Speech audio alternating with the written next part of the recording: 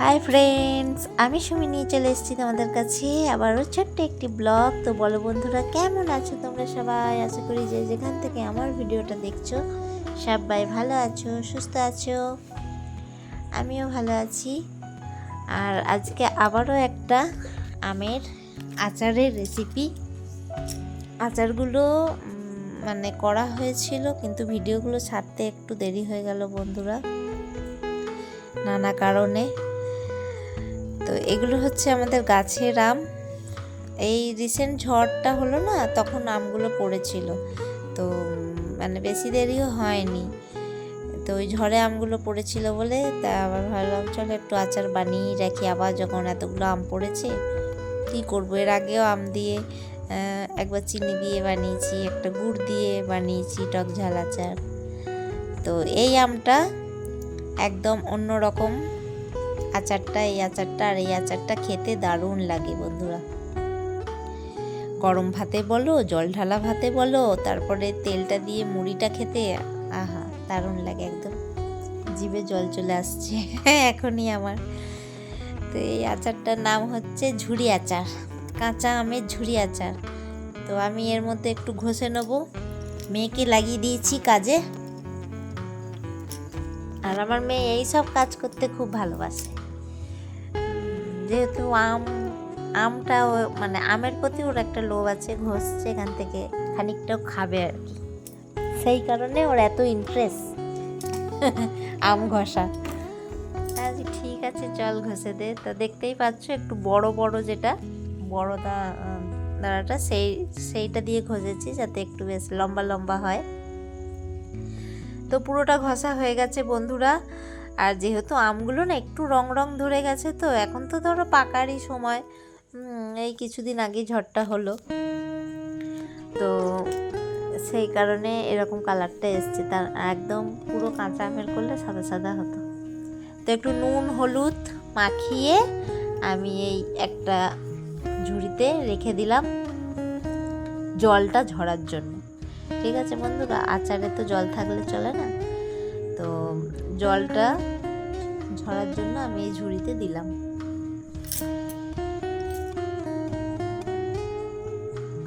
খুবই ভালো লাগে, খুবই টেস্টি আচারটা। তোমরা যারা এখনো বাড়িতে একবার ট্রাই করোনি তা করে দেখতে পারো। বাজারে তো কাঁচা আম পাওয়া যায়, কিনে এনে করে দেখো। এই আচারটা খেতে দারুণ লাগে বন্ধুরা, দারুণ। এমনিতে এই দেখো, দেখেছো কত জল পড়ছে। এটা রেখে দেবো অনেকক্ষণ, প্রায় 2 ঘন্টা রেখে দেবো, জলটা ঝরে যাবে।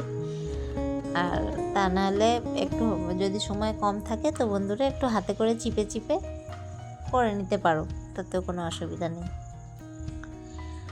তো চলো মশলা একটা বানিয়ে নিই। শুকনো লঙ্কা দিয়েছি, আর এই যে ধনে জিরে আর মৌরি, এই 3টে দিয়েছি, ভেজে নিচ্ছি। এই মশলাটাই হচ্ছে মানে দারুণ সেন্টটা হবে আর কি, মশলাটার জন্যই আচার খেতে বেশ ভালো লাগে। একটু কালো জিরে দিয়ে দিলাম। তোমরা যদি 5 ফোড়ন থাকে তো ডাইরেক্ট একবারে 5 ফোড়নটাও দিয়ে দিতে পারো, আমি আলাদা আলাদা করে দিয়েছি তাই। একটু মেথি দিয়ে দিলাম, মেথির পরিমাণটা কম দেবে, তা নাহলে তেঁতো হয়ে যাবে বন্ধুরা। আগে বুঝতাম না তো, মেথিও দিয়ে দিতাম বেশি করে, তাই ভাবতাম যে তেল আমি যখন করতাম যে তো তেঁতো তেঁতো লাগে কেন। এখন বুঝি যে মেথিটা বেশি দিলে তেঁতো হয়ে যায়। আর একটু সর্ষে দিলাম। এই মশলাটা একদম দারুণ মশলা হয়ে গেছে। চলো এবার মশলাটা গুঁড়িয়ে নিই, তারপরে আচারে মেশাবো। আর এই আচারটা বন্ধুরা একটু রসুন কাঁচা লঙ্কা এগুলো সব দিতে হয়, তাহলে খুব ভালো হয়। আর আমি দিয়ে দিচ্ছি একদম সর্ষের তেল ছাড়া তো আর আচার হয় না। তো কড়াইয়ে দিয়ে দিয়েছি সর্ষের তেল। তোমরা তোমাদের আম যেরকম পরিমাণে আছে সেই পরিমাণে কিন্তু তেলটা দেবে। তো আমার আমের আন্দাজ অনুযায়ী আমি তেলটা দিলাম। তেলটা গরম হোক, কারণ গরম তেল মেশাতে হবে বন্ধুরা, ঠান্ডা তেল দেওয়া যাবে না। তো এই দেখো জল তো অনেকটা বেরিয়ে গেছে, তারপরেও আমি হাতে যতটা পারছি একটু চিপে নিচ্ছি বন্ধুরা। এক হাতে করে না হলে 2 হাতে করে চিপে নেবে, তাড়াতাড়ি হয়ে যাবে। কত জল বেড়েছে, যেহেতু নুনটা দেওয়া ছিল না, আর আমি নুনটা দিয়ে রেখেছিলাম, সেই কারণে জলটা তো বেরোবেই। তো ভালো করে জলটা চিপে নিয়ে আমি একটা বাটিতে নিয়ে নিচ্ছি।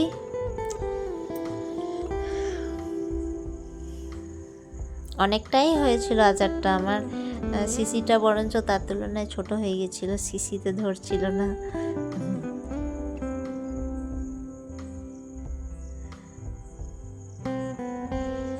তো এই দেখো, এরপরে আমি আবারও অল্প নুন দিয়ে দিলাম, কারণ ওটা তো নুন জল বেরিয়ে গেছে, জলটা ফেলে দিয়েছি। আর একটু দেবো বিট নুন, সামান্য সাদা নুন দিয়েছি, আর একটু দিলাম বিট নুন, আর একটু দিলাম লঙ্কার গুঁড়ো। হলুদ আর দেবো না, যেহেতু হলুদ দেওয়া ছিল। আর এই যে মশলা বন্ধুরা, মশলাটা গুঁড়ো করে নিয়ে চলে এসেছি। এই মশলাটা দিয়ে দেব, পরিমাণ মতো মশলাটা দিয়ে দিলাম। এরপরে দেব কিছু কাঁচা লঙ্কা কুচিয়ে দেবে, আর দিলাম বেশ কয়েকটা রসুন। তো এবার ভালো করে মিক্সড করে নেব, আমের সাথে মিশিয়ে নেব। খুবই সহজ, এমন কিছু ঝামেলা নেই বন্ধুরা, দেখতেই পেলে।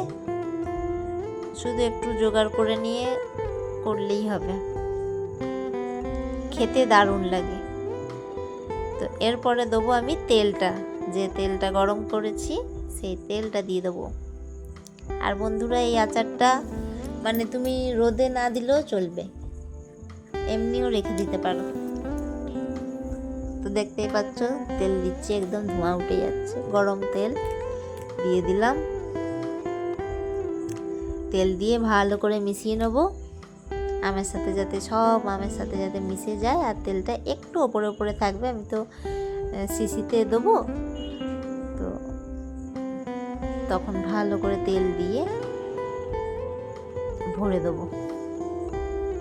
আর যদি রোদে দিতে পারো বন্ধুরা খুবই ভালো হয়, যত রোদে দেবে তত মজে যাবে। আর রোদে না দিলেও কোনো ব্যাপার না, এইভাবেও খেয়ে নিতে পারবে তোমরা। তো চলো একটা শিশিতে ভরি। তো এই শিশিটা আমার ছোট হয়ে গেছিলো, আমটা দেখছি অনেকটা, কারণ আমটা হাফ ভরে তার উপরে তেলটা থাকলে বেশি আর কি ভালো হয়। প্রথমে ভেবেছিলাম সব আমটা ঢুকে যাবে, তবে দেখলাম না, হলো না, অন্য আবার শিশিতে একটা রেখে দিয়েছি। তো এরপরে এর ওপর থেকে তেল দিয়ে দিচ্ছি। এরপরে যত দিন যাবে আমটা তো মজবে বন্ধুরা, তখন বেশ সমান হয়ে যাবে। তো খুবই সুন্দর হয়েছে, কেমন হয়েছে তোমরা অবশ্যই কমেন্ট করে জানাবে। আর ভালো লাগলে লাইক, কমেন্ট অ্যান্ড শেয়ার করে দিও বন্ধুদের সাথে। চ্যানেলে যদি নতুন বন্ধু হয়ে থাকো তো চ্যানেলটা সাবস্ক্রাইব করে বেল আইকনটা প্রেস করে দিও, যাতে আমি নতুন কোনো ভিডিও ছাড়লে তোমাদের কাছে নোটিফিকেশানটা পৌঁছে যায়। আর আমি আরও 2টো কাঁচা লঙ্কা ভরে দিলাম বন্ধুরা, কারণ ঝাল ঝাল বেশ ভালোই লাগে। তো এই দেখো কি সুন্দর লাগছে না দেখতে। আমি মধুর শিশিতে ভরেছি, কেউ কিছু মনে করো না, আচারের শিশি আমার নেই, আমি এইসব শিশিতেই ভরে রাখি।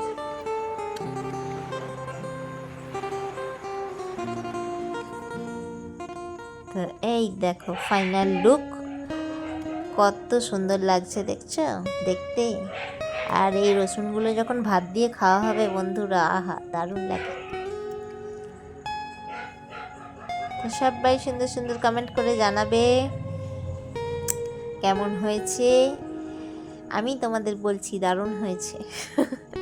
তোমরা বাড়িতে করে খেয়ে আমাকে জানাবে যে কেমন হয়েছে এই আচারটা। কাঁচা আমের ঝুরি আচার, দারুণ টেস্ট হয়। তো বন্ধুরা, ভিডিওটা এখানেই শেষ করলাম, টাটা।